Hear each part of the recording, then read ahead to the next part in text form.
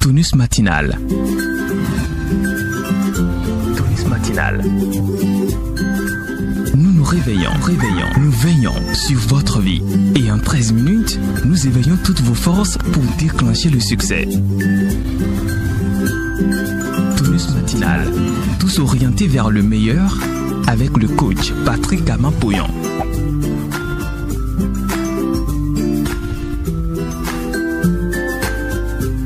Ladies and gentlemen, princes et princesses, bonjour et merci d'exister pour toujours. Aujourd'hui, le grand baobab du coaching africain, le docteur et coach Patrick Amapoyon, va nous guérir du culte des diplômes et de la fonction publique pour décider et agir. Suivons plutôt.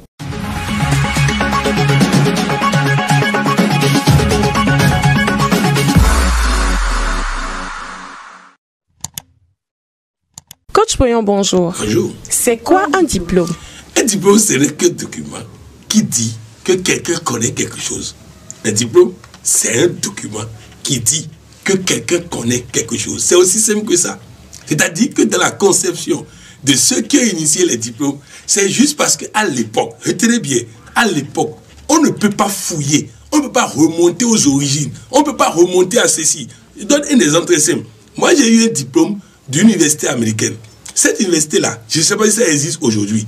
Celui qui a signé le diplôme-là, on ne sait pas s'il est vivant aujourd'hui. Dans ces conditions, il était important qu'il y ait un document qui prouve que tu as eu ce diplôme. Alors qu'aujourd'hui, nous avons sur l'Internet, nous pouvons retrouver rapidement les structures et tout. Donc, bref, le diplôme est conçu simplement comme un document pour dire, moi, telle personne, je reconnais que j'ai formé telle personne. Voilà ce qu'on appelle diplôme.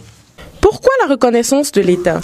La reconnaissance de l'État parce qu'en 1960, lorsque les colonisateurs sont partis, ils ont laissé des postes vacants.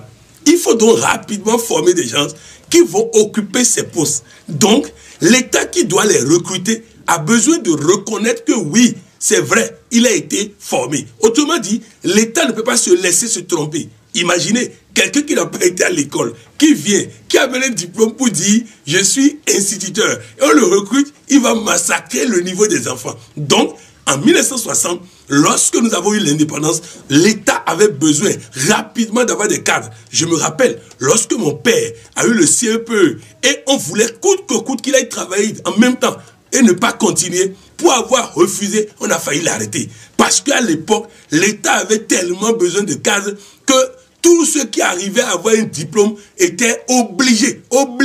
Vous savez à quoi? Vous avez un laboratoire Batoron. À quoi? Ce monsieur, il a été l'un des tout premiers privés du Bénin. Mais quand il a voulu créer, c'était tout un problème. Il n'était pas autorisé. L'État le menaçait d'arrestation. Parce que oui, l'État avait besoin de recruter. L'État doit reconnaître les diplômes pour pouvoir recruter. C'est-à-dire que celui qui veut recruter a besoin de reconnaître votre diplôme. Et à l'époque, tout le monde était formé pour aller travailler pour l'État. Donc l'État avait besoin de reconnaître tous ces diplômes-là. Alors pourquoi le chômage?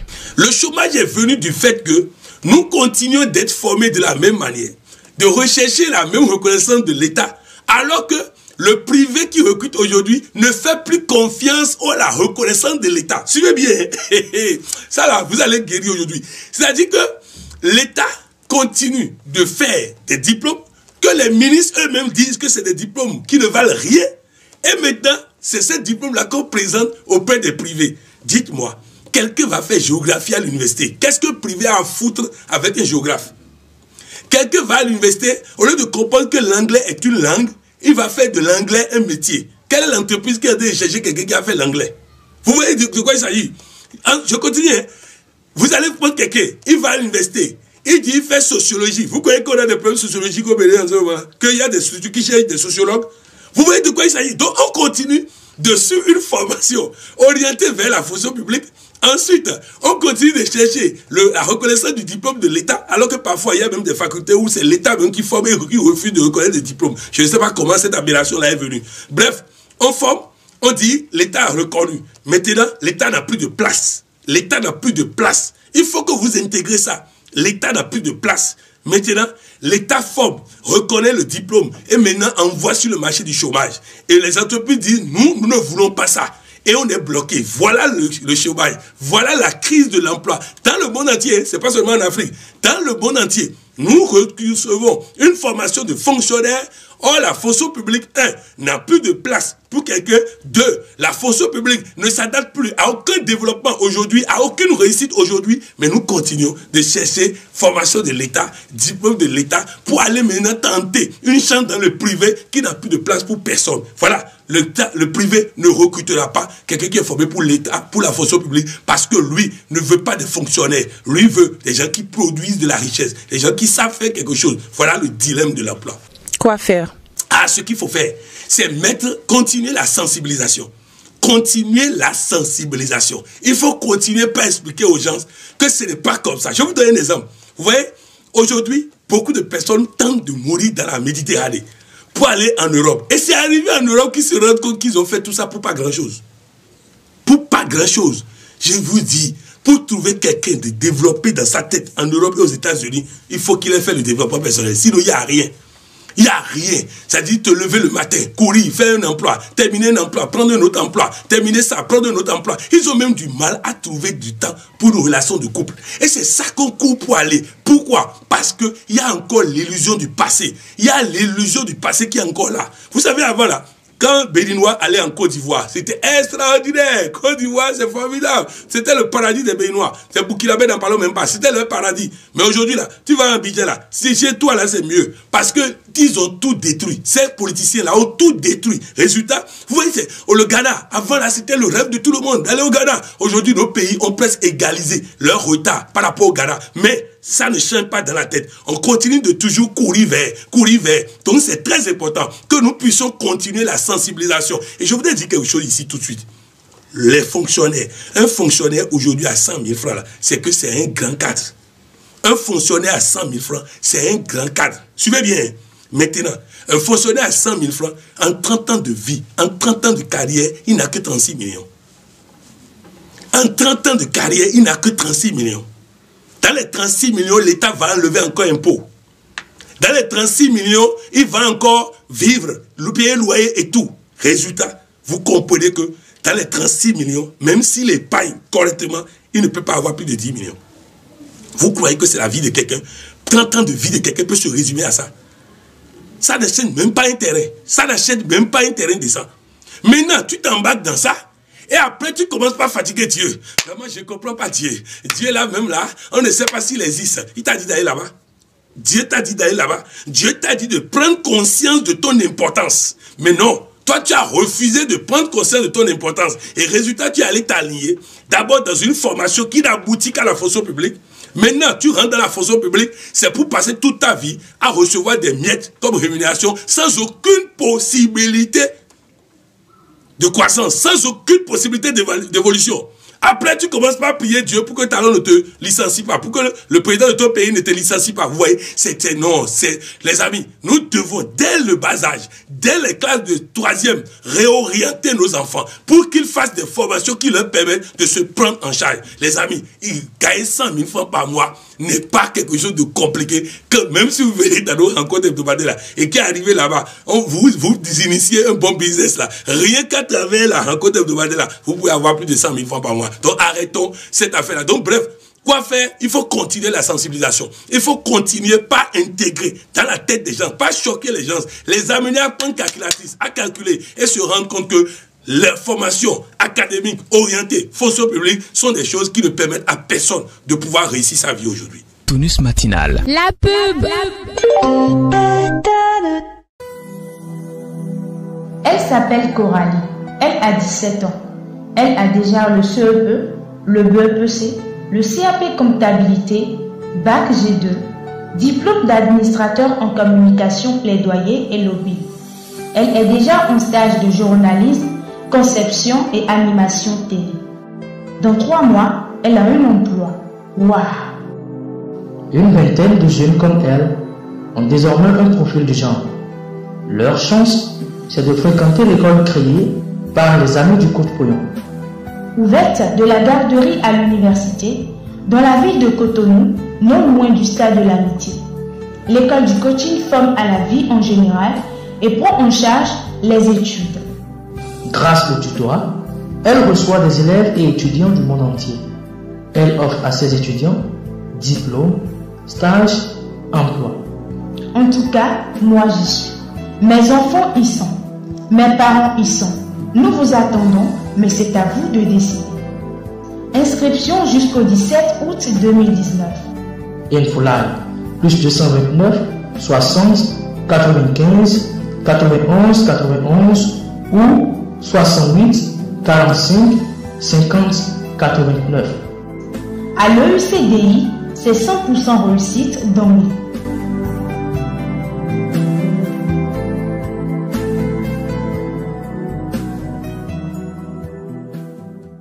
L'État n'a-t-il pas besoin de suivre de près? Ah oui, l'État a besoin de suivre de près.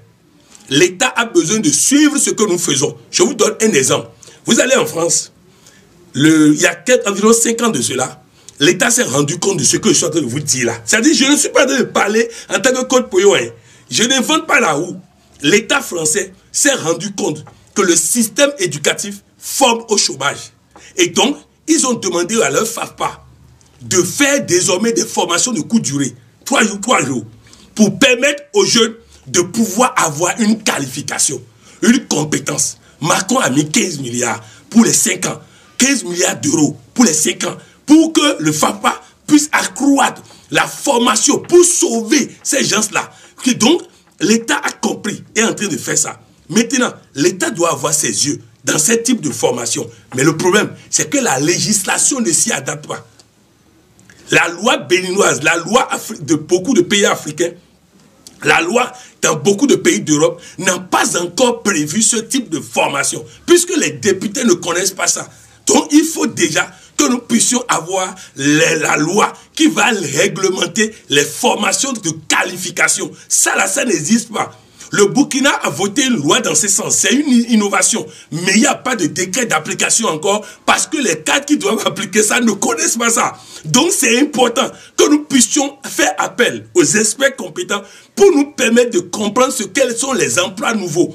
Les emplois nouveaux n'ont rien à voir avec les emplois BIT. Un expert BIT ne peut pas aider un pays à lutter contre le chômage parce que l'expert BIT est formé dans les emplois salariés, dans les emplois fonction publique. Il ne connaît que ça. Donc bref, il faut faire appel à des spécialistes pour nous permettre de comprendre les emplois nouveaux, de jouer là-dessus, de mettre en place des politiques d'emplois nouveaux. C'est ça qui va permettre de pouvoir s'en sortir. De toutes les façons, nous travaillons à ça. Nous travaillons à ces choses-là pour que progressivement, nous ayons des cadres qui comprennent, des autorités qui comprennent et qui fassent ce qu'il faut pour que nous finissons avec le chômage. Il est possible aujourd'hui, en modifiant des choses sur le système éducatif, il est possible de tout changer. Je vais vous donner des exemples. Vous allez en Finlande. La Finlande a décidé que les cours académiques n'existeront plus. C'est-à-dire, quand un élève est en classe, même de 6e, 5e, on lui fait les mathématiques orientées métier. C'est-à-dire, on ne fait plus les mathématiques classiques. On doit lui dire en quoi ces mathématiques sont utiles et dans quel métier. Vous voyez un peu, c'est pas tout. Vous avez vu la Chine. Le président chinois est venu, il a fermé les facultés, il a fermé toutes les facultés. C'est comme ça qu'il a sauvé la Chine. C'est comme ça, il faut de la révolution dans le système éducatif. Ce n'est pas de petites réformes. Et surtout, ne prenez pas les gens qui connaissent que la formation classique et qui ne connaissent que l'emploi ancien pour venir faire la révolution. Non, la révolution doit être faite par des gens qui eux-mêmes ont déjà réalisé la révolution dans leur vie. Je vais vous donner des exemples très simples. J'ai été à un repas dans un pays. Et le représentant du DG de l'ANPE, c'est un repas sur l'entrepreneuriat où je devais faire une communication. Et le représentant du DG de l'ANPE, quelqu'un lui demande s'il a une entreprise. Et il dit que lui ne prendra jamais ce risque-là.